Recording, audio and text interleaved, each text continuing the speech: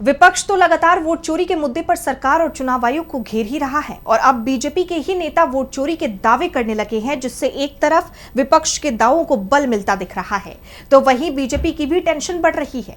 केरल के बीजेपी उपाध्यक्ष ने 2024 के लोकसभा चुनाव में वोटरों से जुड़े हेरफेर का मामला उठाया है, जिससे राज्य की सियासत में उबाल आ गया है।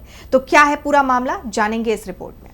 केरल बीजेपी उपाध्यक्ष बी गोपालकृष्णन के एक चौंकाने वाले बयान ने केरल की राजनीति में भूचाल ला दिया है। उन्होंने दावा किया है कि 2024 के लोकसभा चुनाव में त्रिशूर सीट जीतने के लिए बीजेपी ने राज्य के बाहर से लोगों को लाकर बसाया और उन्हें वोटर लिस्ट में शामिल किया।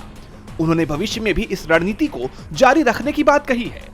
गोपालकृष्णन ने यह बयान देकर विपक्ष के वोट चोरी के आरोपों को नई धार दे दी है, खासकर तब जब चुनाव आयोग की कार्यप्रणाली पर पहले से ही सवाल उठ रहे हैं। उन्होंने कहा, हम जिन निर्वाचन क्षेत्रों में जीतना चाहते हैं वहां जम्मू कश्मीर से भी लोगों को लेकर आएंगे। हम उन्हें 1 साल के लिए बसाएंगे और ये सुनिश्चित करेंगे कि वो मतदान करें।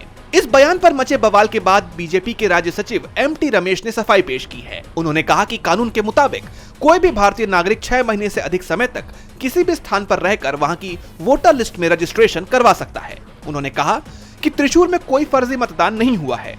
ये विवाद ऐसे वक्त पर सामने आया है जब बीजेपी के सुरेश गोपी ने त्रिशूर लोकसभा सीट पर 74,000 से ज्यादा वोटों से जीत हासिल की थी। गोपालकृष्णन ने कांग्रेस पर निशाना साधते हुए कहा है कि उनके वोट 2019 की तुलना में 2024 में कम हो गए, जबकि बीजेपी के वोट बढ़े हैं। इस बयान ने विपक्ष के वोट चोरी के आरोपों को और हवा दे दी है, जिसे लेकर वो चुनाव आयोग और मौजूदा सरकार को लगातार घेरने का काम कर रहा है।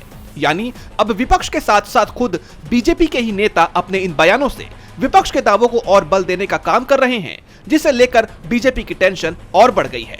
DB लाइव की रिपोर्ट।